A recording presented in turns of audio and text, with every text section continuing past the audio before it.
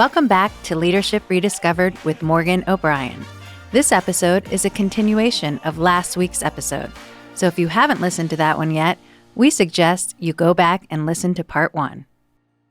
One thing that I was thinking about as I was reading through your bio, there's a lot of acquisition in the industry. Absolutely. And I'm curious, I would assume, so you have to correct me if I'm wrong, but I would assume you have people who maybe have stayed with an organization through many iterations of who owns the company, what the name of the company is. And so as someone who's coming into an organization that maybe has gone through a lot of acquisitions and you're trying to bring your ideas, your you know, ways of doing things, what you want the culture to be, how do you influence that as one person, especially when you've got a group of people that maybe have been there a long time and that's not how we've done it? Yeah, so one of my favorite stories, and actually even like there's things you do in your life and you say, I feel really proud of that. Mm-hmm. And then there are things you do in your life and you're like, I have no idea how I did that. And so this is one of those, I have no idea how I did it. So we were buying Hope Gas, right? And the company under its prior owner had changed its name to Dominion West Virginia. Okay. Right, which meant nothing to the people in West Virginia other than the last 2 words, right? And so, thank you for acknowledging that. And so part of the story was we're bringing back the old name, right? It's been here over 100 years. It's been part of the state, and so it's like that's our story, right? So we're buying this company. We're going to put the headquarters here. The CEO is going to be here in West Virginia. We're going to create jobs here. Yeah. And by the way, Hope Gas is coming back, right? So I'm telling that story, right? And as I'm telling that story, I noticed, right, that the backyard brawl between West Virginia and Pitt was coming back. That was coming back as well. So I kept hearing it's coming back, right? And I'm like, Hope Gas is coming back. So these are two things that are coming back, right? Yeah. And so this is how my mind works. And I'm like, I got to put these two events together, right? Yes. So I decided, this is where, you know, I probably couldn't replace this job if I got fired tomorrow, but I'm like, I'm going to step out here. Just go for it. So my idea was I wanted to celebrate the company coming together with every employee in the company. Nice. And to me, it's like, that's a great first day, right? If you could bring people together and celebrate. But we're talking about people like all over. All over. Yes. From Madison, West Virginia to Morgantown to Clarksburg and everything in between, right? Yes. Gasaway, Summersville. We got folks all over the state of West Virginia. Yeah. So I had this grand idea and I was able to arrange it. So we bought, I want to say 500 tickets to the Pitt, West Virginia game. It was up in Pittsburgh. I had arranged to rent out the amphitheater next to the stadium and have a tailgate party with hamburgers and hot dogs and like light drinks and maybe a few beers inside the amphitheater. And then we had arranged for buses to bring everybody up because we didn't want anyone driving, you know, not that the highways could get dangerous, you know, going to football games. Yeah. So I had arranged all that, right? So it was like, oh, this is going to be a great party. Except we announced the deal in March of last year, and we filed something with the West Virginia Public Service Commission. And my lawyer said it's going to take 8 to 12 months to get approval. And the game was September 1st, right? And I'm like, that doesn't work. The math does not add up there. I need to have this closed in time for the football game. Yeah. So I decided to personally work as hard as I could. And I got the team, I had a great team, say, listen, we got to get this closed by September 1st. Yeah. Because that's the backyard brawl. Yes. And I've got all this planned. I love that was your That's the point. plan, right? And so anyway, long story short, and it was funny, I was actually on a witness stand. I swore to tell the truth. And one of the public service commissioners said to me, why are you in such a hurry to close this deal, right? Gosh. And I said, there are 2 reasons. Yes. The first one I'm not going to tell you. I said the second one is because of the safety issue, right? All these employees are worried about what's going to happen after closing. Yeah. They do dangerous work. And the sooner we don't say, need them worried about that. we can keep them safe. And she's like, that makes perfect sense. And someday you'll have to tell me the first one. I said, I promise I will. And so the hearing ends. We ended up getting our order on August 31st. So we closed at midnight. No. Everybody came up to the game. So we're starting off, right? So it's the first day of Hope Gas. Yeah. Hope Gas is back. We got everybody at the backyard brawl. Oh I mean, my if you went to the gosh. stadium, even though it was in Pittsburgh, half the stadium is the state of West Virginia. Yeah. So the funniest thing was I did a video talking about what we're going to do in West Virginia, and that West Virginia is a great place, and we're going to invest here and create jobs, and come to West Virginia, and we're going to help you, your business, whatever it is, right? And so it's at Pitt, right? So I asked the people at Pitt, I want to have a video at this game, right? And they're like, for money, you can do anything. Right. And I said, just so you know, it's going to be about West Virginia, right? In Pittsburgh. In Pittsburgh, right? At Pitt State, or Pitt's home field stadium. Yeah. And they're like, no problem. Wow. Right? No issues, right? You can say whatever you want. So it's funny. So my employees are there, right? We do the tailgate party. They come up, and they're just so excited, right? Because it's for sure. we're bringing back the company. It's the first day, and I'm just like, what better way to celebrate the closing and literally buy a beer for every employee, right? Yeah. So we've got all these folks there, and we all have Hope Gas T-shirts on. We go over because it's the first day in It's theory, official, right? Yeah. At the game, and at the game they put up on this giant jumbotron a video of me saying all this good stuff about West Virginia and how excited we are. Yes. And it's hysterical. And I was sitting there, and I get a couple of people texting me from Pittsburgh saying, like, how in the world are they letting you How did you pull this off? How did you pull this off? And I'm like, you don't even know half the story, right? They don't even know what it took to get all those people there. But it was funny. And the team that now is my team at Hope, I was telling them, and they're just like, oh my gosh, like they were like, we're not going to get this done. What are you going to do with all these tickets? I'm like, what am I doing with all these hamburgers and hot dogs? If that deal closed on the 31st, there's no way that you just could pull that off last minute. You had to have all of that pre-purchased. I was going to lose deposits on buses. And I had more hamburgers than I knew what to do. I don't even know 500 people. I'm like, I couldn't even invite friends to this thing, right? I got beer, I got all this, right? It's like, I honestly, there was no plan B. Oh, like this, my a gosh. risk management person would have said, you failed.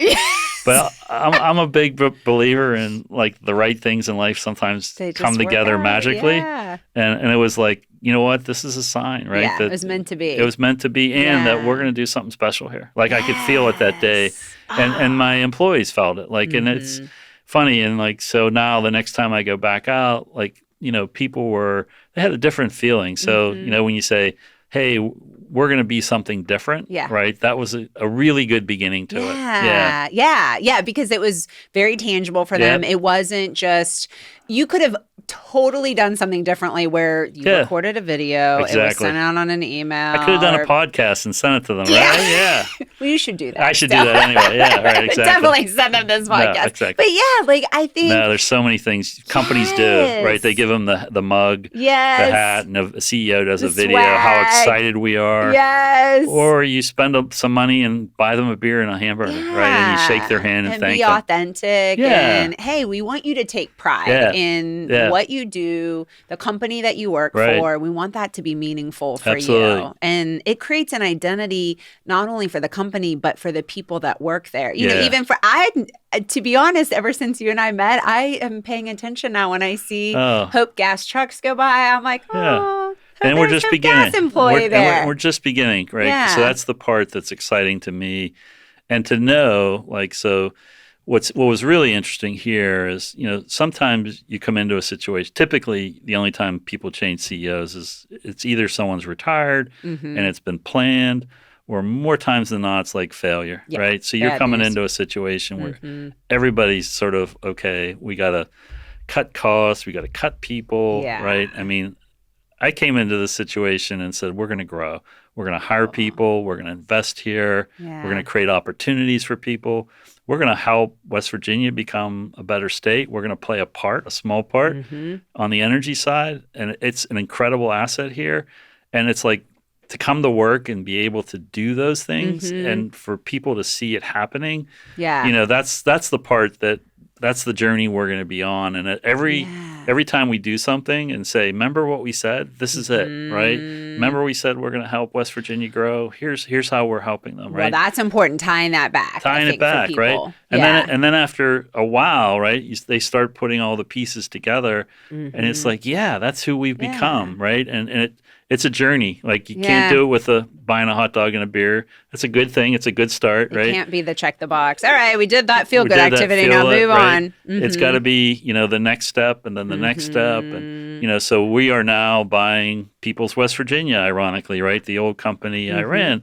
And I say to folks, remember we said we're going to grow down here? Like this is step one. Yeah. And there's more. So that's not the end of it, right? And so like when I came out and said, we're going to hire people, we're going to create jobs. Yes. Guess what? First year we've got over 100 new employees here in West Virginia, Amazing. right? So so this is the part I'm learning, right? The one exciting thing about West Virginia, so we have a little bit of a buzz right now at Hope Gas, right? Because it's a good story. Yeah. And we're in the energy space, so there's some really big companies in the energy space. And so when we're looking to hire people, sometimes it's leave a really big company, come work for this little small West Virginia-based company. But I had a meeting yesterday with like all the managers in the operation areas, and every job we're getting like incredible people that want to come work here, and they're willing to leave those big companies who people would never leave to come here. And every person says, like, we hear what's going on here. We want to be a part of it. Yes. And it's like keeping a buzz. And we've had a few people who had left Hope under the prior ownership and have come back. Want to come back. And it's like, and there is something special about the people that work there. And my job is not to make people special. It's just to say you are special and you're allowed to be. Yeah. Go be you. Right? Yes. It's that simple. Yes. Yeah. So to me it's like it's I jokingly say to folks like hire every good person you can because next year we might not be the buzz, right? There might be somebody else. Take advantage of it now. I guarantee people listening to this podcast, you're gonna have people that say, I want to go work for him. I want to go work for that company. I mean, it matters to people. Yeah, no, and it's honestly, like when you've seen it happen before and you're at the beginning stages of a journey, it's like I don't know exactly where it's going to go, right? Yeah. But I know we're going to like get better each year. We're going to be more valuable. And eventually, I believe we're going to get to a point where, hopefully people in West Virginia say, we can't imagine West Virginia without Hope Gas, right? That's the ultimate. And then you can talk politics all you want. Right. You can go into all that other stuff, but we're valuable. We're people. Like we're roots here. We're part of what this, the average person, the most important business and everything in between depends on us, and we're a part of helping them, right? Yeah. Something that struck me the very first time I met you, I heard you speak at an event, and it was really interesting because you really seem like a champion for West Virginia. And as a West Virginian by choice, I stole that from David Goldberg, but I like that line because I'm a West Virginian by choice. I got really excited. And even in your bio, there's a line that says, the company vision is to invest and partner with many organizations that drive economic development and improve the quality of life in West Virginia. You don't always think about a utility company driving economic development. I'm just curious what motivation is for you, because you could totally have such a different approach to, okay, we're going to acquire this business. Right. We're going to leverage all the resources we can. As tight as we can, right? Yeah, then sell it or whatever. So what's the motivation behind that? So it's incredibly selfish. I'm only going to say it on the show, right? So, a few people listening. Yeah, exactly. So it's incredibly selfish because I have this belief that if we help West Virginia grow, right, and we make it a more vibrant place than it is today, that this is a place where people want to come, businesses wants to be here, people, right? That's going to make my business more valuable. Absolutely. Right? So it's incredibly it's incredibly selfish. It's a win-win. Yeah, no, but I mean, and so what's interesting, right? So I'm of that age group where I watched, particularly, whether it's in West Virginia, Ohio, New Jersey, Pennsylvania, I'll call it the Rust Belt, right? We're all part of that, where manufacturing left, right? And they went other places. And it was... I was a part of that coming from Ohio. Right, and you just watch. GM and... Just watch it go away, right? And so what's happening now, right? So most of it ended up over in China and the Middle East, right? And nobody knows what happens over there other than that's where we get all the things we depend on, right? And so the pandemic reminded us, right? All of a sudden, your Amazon that day, Amazon the next day was like 6 months. It was like a year. Or maybe you couldn't even get it, right? Yes. You couldn't get a new car. You go into a car shop, there are no chips. Still can't get what they need. Right? And so all of a sudden you're like, wait a minute, like maybe, right? Maybe, and forget politics. Yes. Manufacturing should happen here, right? And the thing I've learned, right, because we're always listening and learning, right? So I'm trying to figure out like what's changed when all those companies left, right, and they went overseas probably 20 years ago, and now what's different today, and what's dramatically different is that one of the reasons people talk about is labor costs, right? But when you look at what it costs to make that glass, to make your watch, right?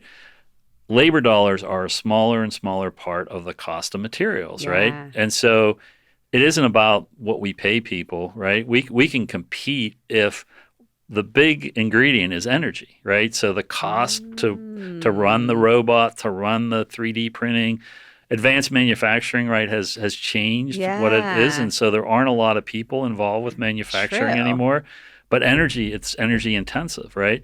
And so never thought about that. Yeah. And so what does West Virginia have more than any state in this country, right? It's energy, right? Yeah. So we have more energy than pick a state, right? Love Texas. I love when West Virginia California, gets number one right? for something good. New York, all the places where all the people live, right? Yeah. And so if you think about that and say, okay, there should be, and there's no reason not to bring back manufacturing into the U.S. Yes. And if you're coming here, like, why not West Virginia, right? And so the small part I play, is I can't educate manufacturers on what their cost to produce their products. They know that energy is a huge part of that. And so for me, like, I'm like, that's the part I can play. I can sit there, and I know enough about the electric side, the gas side, right? That's my background, right? Yeah, you've got all those. All the pieces, and say, how can we create, something that makes the energy that we have here in West Virginia, which is so valuable, to be a competitive advantage? Because whether the average person knows it or not, right? West Virginia is competing with Pennsylvania, North Carolina, South Carolina, Texas, right? All those states where businesses go, right? That's who we're actually competing with them. And so, you got a governor and you've got legislators who want to bring jobs here, and they're doing an amazing job. And you say, you know what? Like, one of the things you need to sell here is you've got obviously the beauty of West Virginia, right? Like, you just drive through the state and see the mountains. And, and I think of all the people that want to go to Denver, Colorado, because you can climb mountains and you can go on rapids and you can ski, right? Like, guess what? Do that here. You can do it here, right here, right? So we've got that, right? And then you've got this incredible work ethic of the people here. Yes. I think it was one of the first meetings I had, West Virginia, when it comes to manufacturing and energy, they have the number one employee retention in the country, right? That does not so surprise people me. who start with companies stay with them. And if you're an employer, there's a loyalty. It's a huge investment to train them and right? You spend all that money and then they leave for another job, right? That's a nightmare, but that doesn't happen with West Virginia. So you've got that. So you have, you're putting all these pieces together, and then the final piece is you've got energy, and you've got to market it as a competitive advantage that you can provide energy that other states can't, right? And it becomes a driver. And that's the world I'm in, right? So for me, it's educating people that energy it's more important today than it was 20 years ago. For sure. And it's now becoming a major, major part of what producers are looking at. I would have never thought of it as a competitive advantage for a business. I mean, I'm learning as we're having this conversation. That is so fascinating. But it's so amazing to me that your approach, again, it still could have been, I'm just going to go try to make as much money as I can for this organization and for the people that work there. I'm not that smart. I don't know how to do that. So. No, you are smart. That's the thing. I mean, you're taking it from, I'm going to try to get from here to here. Right. Instead of that, you're taking it to here, and you're creating such a bigger win for everyone. And what's cool about that, right, is so now, right, the guy who's going out in the cold of winter, right, who's trying to keep, your house warm, your family safe, right, all those things, And you say to them, not only are we doing that, right, which is noble, like that's work, that's really noble work, Yes. right? We're also going to try to create opportunities to have more jobs here for your kids, Yes. your so neighbor. that you don't have to leave West Virginia. You don't have to leave West Virginia, right? I'll never forget that. I met somebody in Nashville, Tennessee, and he said, "Oh, Morgan, I hear you're in West Virginia." And I'm like, "Yeah, I'm so excited." I tell him why. And he tells me the story of he grew up near Charleston, and he said when he was 13, he's my age, so this is the 20 years ago, right? 30 years ago, he reached a conclusion that for him to be who he wanted to be, he had to leave West Virginia. And I'm like, that can't be. Like we can't do that. No, because there we are great people here. We don't want to lose these. We don't want to folks. lose them, and we have all these resources. Like we have things that are unique here in this state. Yes. And and I wasn't born here, but I've seen it. Like I sat here, I look at it, I understand it. And sometimes I think it almost takes somebody coming in from the outside to tell you all the incredible attributes you have, right? Because you take them for granted. You do. And if you've never really been exposed to anything else, you don't see the value. Right. I sit there. So I've been, we're getting our office built. I still don't have our headquarters. It's going to be here in Morgantown. Yeah. So I spend a lot of time going up and down 79, right? And everybody I work with is like, oh my God, what a miserable day. And I'm like, first of all, you have the incredible Four Seasons here. Yes. And when you're driving, you're seeing the mountains, you're seeing the valleys, you're seeing the water. It's like everything from a movie. You see it all. You see it all. And if you're in your problems and in your little circle of whatever's going on in your life, you don't necessarily see it, right? But like as a new person coming down here, I go into small towns, I'm looking for shops, and I'm trying to find the street, and I'm looking, oh my gosh, that's so cool here, and oh, they got this.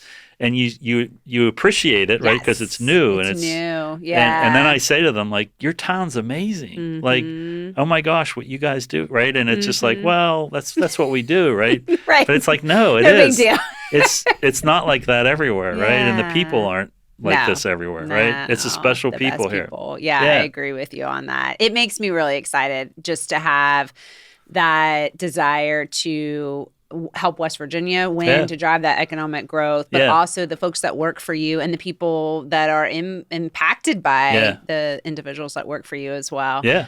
I got to ask, because I'm so curious, as I think about your role specifically as a CEO, I think a lot of people do aspire. So I would think it's interesting that you said I didn't necessarily say, I want to be a CEO someday. I think there are a lot of people that say, I want to be the CEO. Right. And they have a notion maybe in their brain of what that role looks like from a day-to-day perspective. I could imagine it'd be very easy for you to just spend your days in meetings and looking at reports. Gosh, absolutely.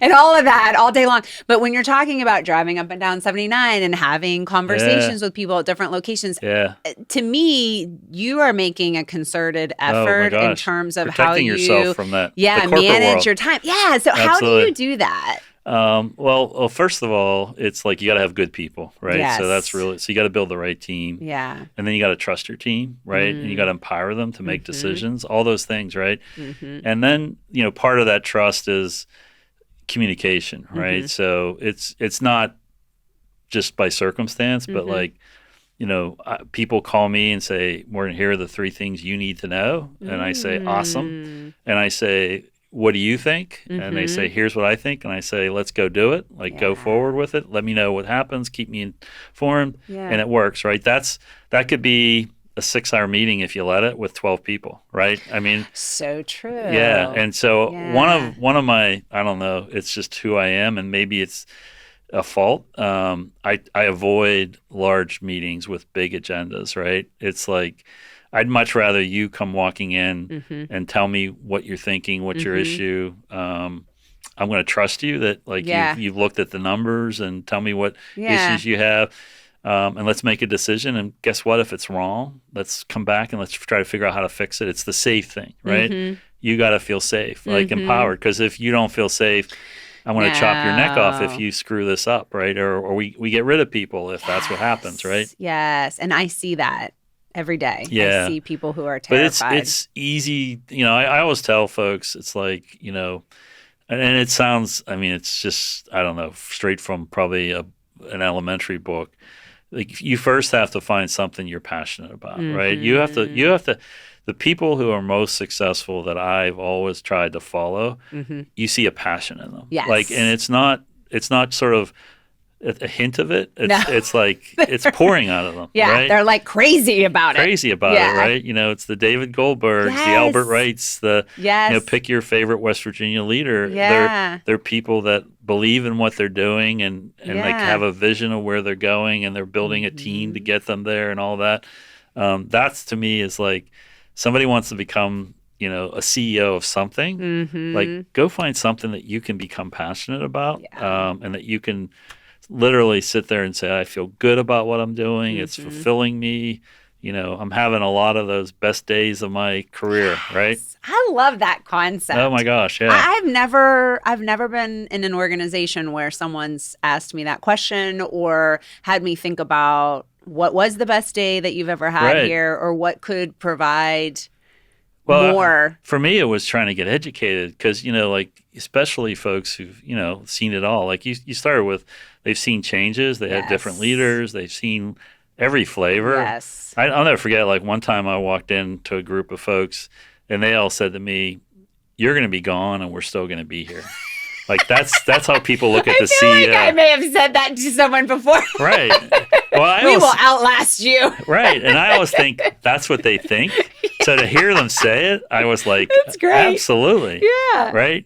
So be honest. Be honest. And then let's not make this conversation about me, make it about you. So if I'm only here a short time, like, what can I do in that short time to make you, like, help you? Like, what is it about your job that you love? What is it you hate? Yeah. Like, a good day. Tell me what a good day in your job is, right? And here's a good day. Here's a bad day. It's like, well, why do we do that? Why do we deal with it? What if you were able to do this, right? What if we just question everything? Like, you start those conversations. But it's true, right? And I sit there, honestly, like, today, I don't know what day I'm in at Hope Gas. But I know I'm not going to have this job forever, right? And it's like, okay, I got a chapter in a book. And this book is over 100 years old. And so my chapter, like, what's it going to read? What's it going to be about? What do you want it to look like? What do you want it to look like, right? And is it, what you said, you come in and you try to make as much money as you can, try to make your investors as much money. Yeah, the only way I can do that, particularly on the investor side, is to make something really valuable. Yeah. Right. And that's, to me, is like, that's what I want my chapter to be. Yes. Right. That, when I started and when I finished, the company is more valuable. And it's valuable because, starting with that simple equation, like, create a company that your customers say, I can't imagine you not being here, right? I can't imagine a world without Hope Gas. Yeah. Like, if my last page on my last chapter, if a customer says that, like, I'm going to say amen. Success. Like, success. I hit it. Yeah. Right. But there's so much good wisdom in that. And you're really talking about already thinking about what type of legacy you want to leave, which I think is really smart. Sometimes when you first enter a new position, you're not necessarily thinking about leaving it. But I always advise people to do that. Think about who's going to take your spot next. Absolutely. Who can you develop to...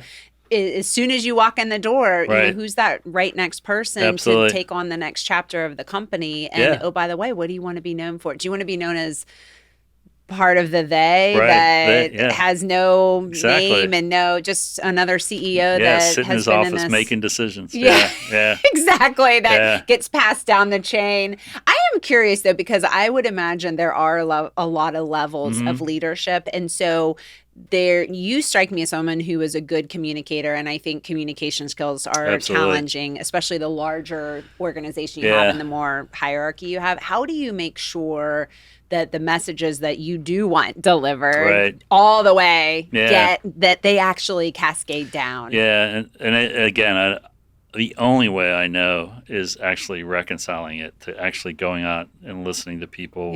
What do you hear? What, when we said that, like, what did that mean here? Did you see us change that? Like, what issues were there? And I think, again, it's like, if you think about everybody's job's important, right? So a supervisor's job is really important, and a manager's really important. And so every step along that is really, really important. So you can't cut them out and say, okay, I don't need you. I'm going to go directly to the people that you're supervising, right?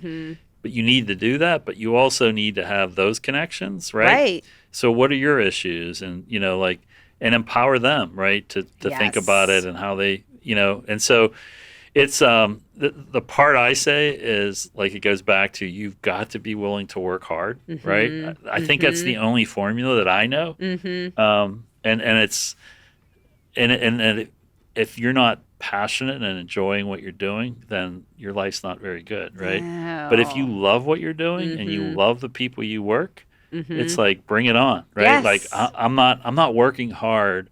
I'm not, I don't think of it that way. It doesn't feel like it's just, there's a lot of pieces here, and I'm trying to stay connected to all of them, and trying to, it's like the orchestra director, right? It's not about, seeing if they're following behind me, but are they moving forward, right? Are they going in the right direction? Do they have the right vision of what we want to do, right? Everybody's interpretation is different, so trying to understand how each of us think about, how do I become the most valuable company to my customers, right? That simple equation. Yeah. It means something different to everybody, so you've got to reconcile all that too. So. Yeah. But it definitely sounds like you follow through just to make sure that those messages are being delivered. And it's not a checking up on, it's more of kind of a checking in, I think, to make sure that people are early on especially, right? So, like, our faults are, like, you can't take things for granted, right? So I'm sure there are times you're more effective than others, for right? Sure, yeah. But, like, it keeps going back to, it's not easy, right? You gotta work hard, but it goes back to connecting that if you're doing what you're passionate about and you feel good about it, and it's like, okay, now it doesn't feel like I'm sitting here crunching numbers and burning the midnight oil. It's all about people, right? Yeah. Well, and it's funny too, because when you're talking about the costs within an organization, energy costs, but labor is typically a huge part of your overall costs as well. And so if you think about it not as a drain or as a cost, but really, wait a second, how can I maximize this? How can I get people firing on all their cylinders? How do I get more value out of the dollar I'm spending, right? Absolutely. And those people are dying for that anyway. Yeah, and the part that, it's like, I think as business leaders, we fool ourselves. I mean, everybody, you want to create family sustaining jobs, right? You want people to have opportunities, that they're working hard and they're taking care of their families. But, I'll never forget, I was telling one of the folks here in town, not a West Virginia company, a company from another state. I was on their board, and I was talking to their CEO, and he told me that his compensation philosophy was to overpay his executives. And I'm like, oh my gosh, like, I've never heard anyone say that. And he said, well, basically, I want to pay them so much they can't possibly leave, right? And I was like, you're buying loyalty, right? Like, and it was... Yeah, and that's a slippery slope, by the way, because there's always someone out there that'll match it or one-up. Or the passion that people have, or that I believe in what we're doing is completely gone. I sold my soul to the devil, right? So there's all kind of approaches, and so there's that balance, right? You got to pay people fairly, you got to have good benefits. But if you ask people, like, I go back to the best day of their work, it wasn't I made a big bonus this year, it wasn't that I got a big pay raise. I've never heard people talk about compensation and benefits about the best day. It's almost always when they helped either a fellow employee, a customer, they did something that involved helping, right? Yes. It stays with them too. It totally makes sense though. And especially, you've got a lot of service-oriented people working in service-oriented businesses. That is the job. That is the business. And so connecting people to that. And sometimes I think reminding people of that, because again, when they're going out in minus 25-degree weather, it's hard sometimes to be like, this is the best day today. This is my best day ever. Right. But you hope, right, that what you're connecting it with is that I am what I do is really important. It does matter. And I'm making personal sacrifices. Some of it's physical, some of it's family. There's a whole bunch of things that go into that. And so I still believe it comes down to making people feel like what I do is really important, and it is. So it's easy to remind them of that, and to thank them of it, and treat them like that, right? Yeah, absolutely. Yeah. I as I think about, you have so much leadership wisdom. By the way, you do not give yourself enough credit. You're very smart, and it might be, even sometimes on the aspects that people don't always talk enough about in terms of your emotional intelligence, and those really add to it's not just knowing the numbers and the sense, which I know you know that too, but obviously based on your educational background, you've got that covered. And I can count to 10. Your consulting experience. I mean, you definitely have those smarts as well. But I think you are someone, to me, who's an example of a leader that really gets it and really gets what's most important and what matters most, and the things that actually will drive the best results. Right. Well, it's really, and honestly, this is like, it was out of scared. It was out of being scared, right? Because scared of, like, you're finally, like, your whole career, you're sitting there and it's like, you know, I can't believe the decision that guy just made, or I can't believe that's where we're going. And boy, if I ever sat in that chair, I would never do that. Here's what I would do, right? Yeah. And so then somebody hands you the chair, right, and says, go sit in it. And now it's like, oh my gosh, like everybody's going to be watching everything I do. I got to make really good decisions. I got to be the smartest guy in the room. I got to know the answer to every question.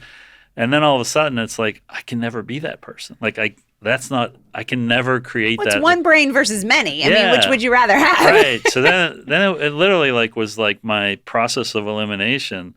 Like the only way honestly, with my education, my intelligence, like with my limited abilities, the only way I could be successful is if I have a bunch of people that are helping me solve these problems, right? And it was I start with that I was afraid of failing, right? So like my only answer was, boy, I got to make you. I'm going to depend on you. Yes. I'm going to tell you I depend on you, and I'm going to make you feel important. But I am going to depend on you. It's going to be real, and then I'm going to depend on him, and I need him, right? And I need that person there, and so collectively, like it's out of I don't know. I started with, so all of a sudden it wasn't like somebody said to me, this is how you lead people. It was like, this is how Morgan O'Brien can be successful. It's the only way I can be successful. And it's worked for you. It is. And once you see you are successful. And once you see it happen, like it's like, wow, like this is cool stuff, right? And the sky's the limit in terms of where it can go, because people are so unpredictable, which I love. Yeah. But when you start unleashing people and allowing them to think bigger and come up and feel safe to say, I have a friend who I'll always start off something by saying, I have a crazy idea. And she'll say, stop saying it's a crazy idea. Right. You know, just put it out there. Right. But we feel like, oh gosh, I'm going to be ridiculed, or that's not safe. And when you take those chains off of people and you let their brains do what they're meant to do, And you know, the part that you have to be, you know, so like here we are at Hope, we closed in September, we haven't even had our 1 year anniversary, right? And so you know it's a journey, and you know, so you can't expect like what you hope it'll be a year from now and 2 years from now. So every time you see a glimmer of positive, you say, okay, like we're getting there, right? Or it's not working, right? We're still falling back to the old ways, right? We talk about it, but we're not doing it. And so it's something that everything in life's a journey, but this is truly a journey. And that, you know, making incremental progress and improvements and winning people over a small at a time. And, you know, and I think one of the questions in life was like, what happens when you leave, right? So I had to leave my last job. And I'll never forget, you know, one of the words of wisdom is, you know, stick your fist in a bucket of water and pull it out. The hole you leave behind is what you leave behind in life, right? And I was like, I don't want it to be that, right? And I don't want the world to fall apart when I leave. But you know, it's like, okay, I want to have more of an impact than that. And so I got to see a little bit of that. And I think I told you the story. I was literally like 2 weeks ago. I'm driving 79. That's where I drive. Where I'll be when I leave this podcast. I'll be back on 79. And a friend of mine calls and says, you know, this is the old company that you worked at, and there's a gas leak on our street, and people came from the company and they're investigating, and they came to his house and said, you're the cause. Your meter has a leak in it, and people down the street are smelling the gas, and we got to shut your gas off. And he says to the guy, I've got my daughter here. She just had a baby. Oh, gosh. They're staying with us. She's just out of the hospital. She had a rough delivery. I can't go without gas, right? No. There's no, and the guy looked at him and told him the story. He said, listen, he said, I can run a temporary line and we normally charge X to do it, but I'm not even going to charge you. I know, you've got your family and all these issues. Yeah. And the guy was like, oh my gosh, that is so nice that you're doing that. And he said, I worked for a guy who told me that I was empowered to do things that I thought was right. Wow. And he said, this is the right thing for me to do. And my friend said to him, like, who was the guy? He said, can I ask? And he said, it was Morgan O'Brien, right? And so he picked up the phone and called me. And I was just like, okay, you pulled your fist out of the bucket and there's a little bit of a hole there, right? It's like that stayed with that person. It stayed. And it doesn't matter who the next person sitting in that chair is, right? Mm-hmm. That person who's out making those decisions, he's thinking differently than he did before, right? Like, because you made him feel empowered and safe, and he felt good about it. It was like the best days of his job. He went home that night. I know. I didn't call him, right? Yeah. But he felt good about what he did. Yeah. Oh, for sure. Right? Yeah. He helped some he did family. the right thing, and he helped someone, and he was empowered to do that. And it wasn't like he broke a safety rule or broke the law. He didn't steal from the bank, right? Nobody went to jail. Like, he didn't do anything that wasn't safe. No. And he just made a decision, right? Instead of being like, I'm sorry, but we're not allowed to do this. Sorry that you've got a newborn in the house. Yep. I'm sorry. Nothing I can do. Rules are rules. Yeah, we'll fix it, and hopefully in a day or two we'll be back, right? Good luck. Go get in the hotel room or whatever. Right. Yeah. But I appreciate you sharing that story, because to me, why I'm so passionate about leadership and leaders in particular is because of the role they have in influencing and impacting other people. And that can be a positive influence or it can be a negative influence. And that's a perfect example of you had a tremendous influence on that person as well as the other individuals that worked there. That's lasted beyond your tenure in that role. That's so cool. And the part I've thought about, right? So, I mean, I probably never said to that person it was okay to do that. Right. I mean, right? It probably wasn't in a handbook somewhere. I guarantee it's not written down. Not written down, right? But there somewhere he felt that way, and there was probably a supervisor who said, absolutely, it's the right thing to do. Go do it. And there was a manager and all those layers who, as you go down that journey, right, where it starts, everybody's sitting there saying, that's who we want to be, right? And you're defining yourself, and you're not limiting yourself. And it's not you as the CEO that says it's okay to do that. It's a whole bunch of people that just, like, that's what it meant to them. Yeah. And you sort of like, okay, now we all get it. Like, we're doing that, right? We're creating value. Yes, absolutely. As I think about, you have had such amazing experiences that you've collected along your leadership journey. And I just think back to, as you reflect on when you started, or let's say you've got someone who's just starting out in their leadership journey. Maybe they're a first-time manager, a first-time leader. What words of wisdom would you share? Things that maybe you wish someone had told you?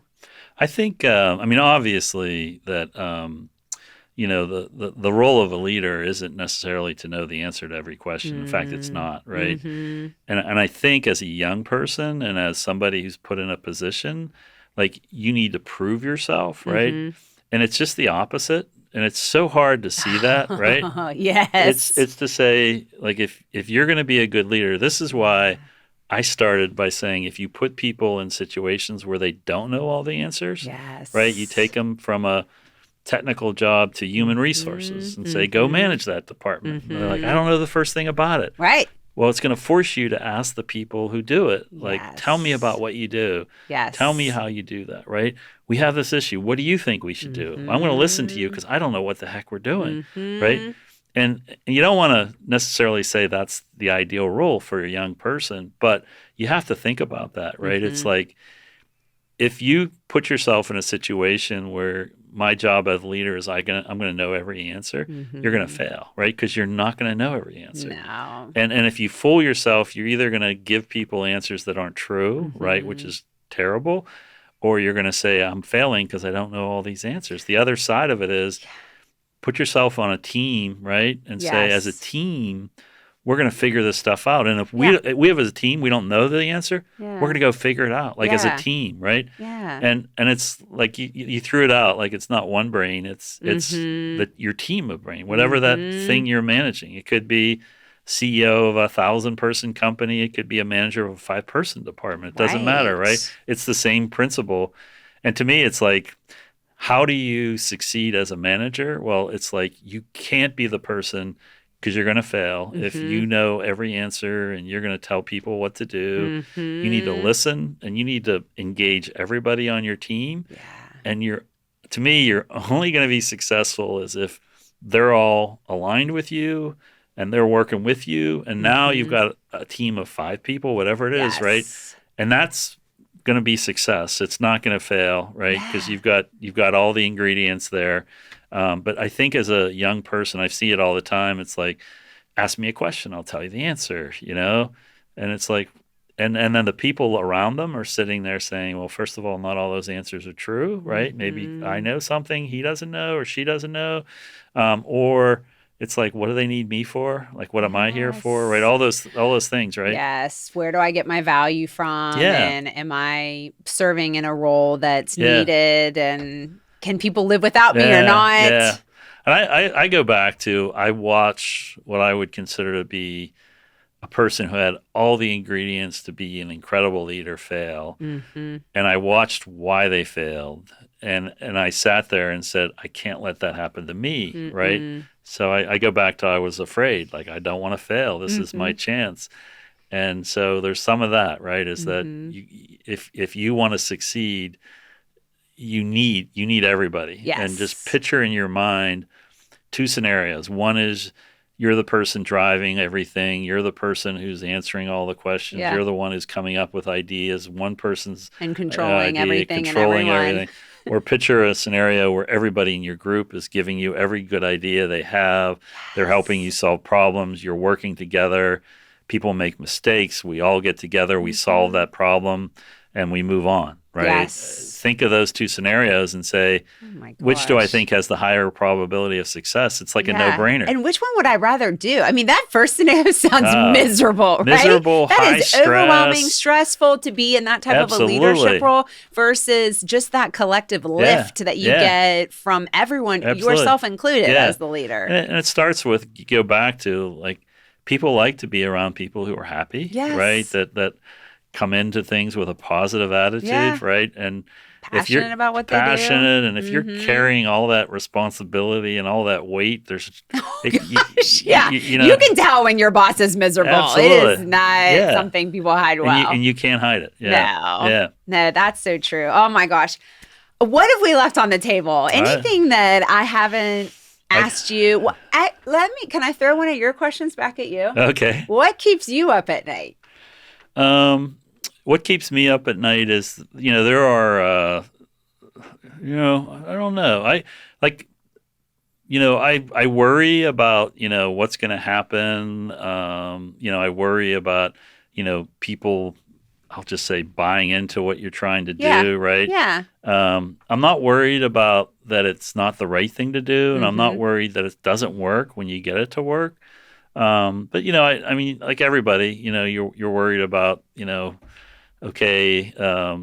I think I know how people are. I think I know this stuff, but what if I don't? What if there's, there's little insecurities that creep in. But I hate to say it this way, but what keeps me up at night is usually like the crazy idea that you started with. and it's where my crazy ideas come from. And then I throw them out. And usually they're like 20% right. Yes. Right? And it gets added to, and other people's ideas get added, and it usually goes on. But it's almost never that it's, the worrying that keeps me up at night. So I don't know. It's funny because, like, we travel a lot, and everybody's like, you're in a hotel, you're this place, that place. Yeah. And some people say, I don't sleep well. I don't sleep. And I'm like, I could sleep on an airplane cot. I can sleep anywhere before the plane takes off the runway. If I need sleep, I'm going to fall asleep. And I always tell people it's a clear conscience, right? It's a clear conscience. It isn't, though. I think it's just a gift I have that I can fall asleep. So, yeah. It's like DNA. No, but it's cool that you answered it in a way that wasn't, because I'm so worried about what if this fails or what if this happens. I think we all have a little bit of that. Yeah. Sure, but also now I've got some things I'm really passionate about, some ideas. Oh, yeah. And that's an exciting. Yeah. And then, or how crazy is the idea? Yeah. Right? In the light of day. At night when it really sounds good at 2:00 in the morning. Absolutely. This is not crazy at all. It's not crazy at all. And then it's like, that's not going to work.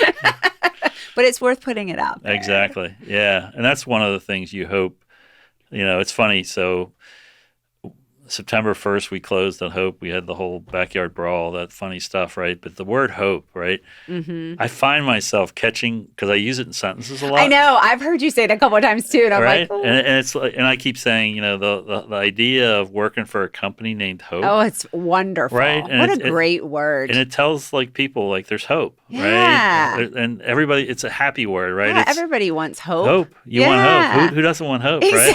Exactly. So it's just, and I'll say it to my employees now, I say, count how many times you say hope, right? And not talking about the company, but just talking. It's just in your language. In your language, talking about what you want people to feel. Yeah. It's like, so I'm so excited to be here. I'm so excited to have this opportunity. And I do know this is a moment in time that you get to sit in this chair and do these things. So to me, it's like, okay, don't waste it. Like, go do it. Don't talk about it. Yeah. Even though that's all I've done here. So. No, you've taken a lot of action too, but Okay. I'm excited. Yeah, thank you. Especially just, again, all the things that you're going to do for West Virginia that you've already done. Right. It's very exciting. And it's a great place. It's special. And I'm going to be a voice that reminds people that maybe take it for granted that we can't. And, it's funny.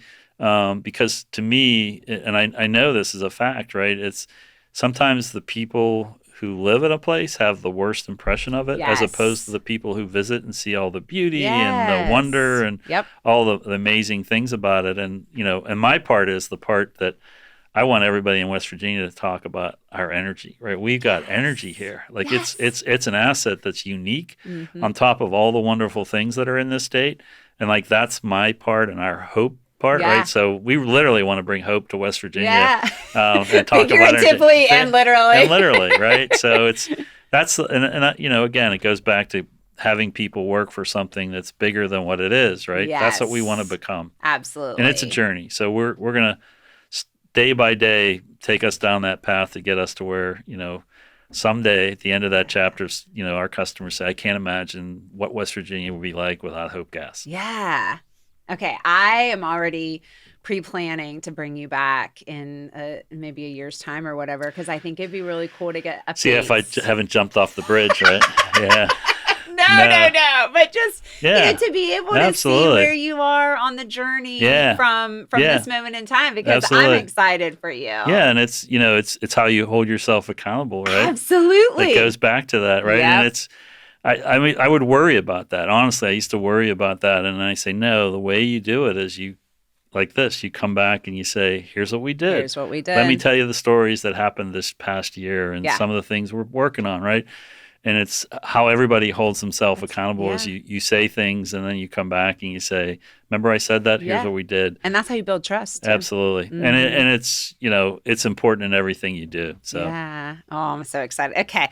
I like to end my podcast with a lightning round. Are you Are you game for a little fun? Yeah. Okay. It's 60 seconds to answer as many open-ended questions as you can. Okay. All right. Let me pull up my timer here. That's not my timer. All right. On your mark, get set, go. What season best fits your personality? Fall. Okay. What's your most used emoji in text? Wink. Wink. Okay. What book, song, movie, or podcast has had the greatest impact on your life? This podcast. Of course. I knew it. Yeah, I knew it. By far. Yeah, Laura. Yeah. Yes. What's something about you that surprises people when they first hear it? My biggest hobby is I love to be with my grandkids. Aw, very cool. I would have assumed that you were a native West Virginian.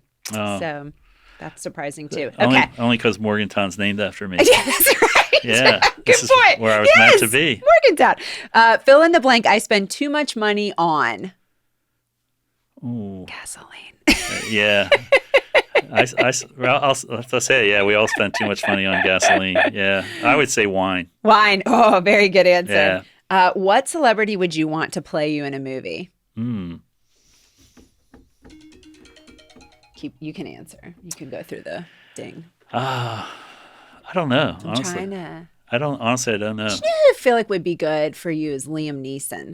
That would be amazing. Yeah. Okay. There we go. I'm just going to answer the questions for you. Yeah, I've never thought of that. So yeah, that's a good one. I don't think anyone would want to make a movie about it, but that's another story. No, it's a great story. And I thank you so much for being here. This was awesome. I appreciate having this time to tell the story, and I'll come back and hold myself accountable. Yes. Okay. I'm going to hold you accountable to that. Yeah, absolutely. All right. Well, that's all the time we have today. Thanks so much for joining Leadership Rediscovered. Until next time, shine bright, everyone.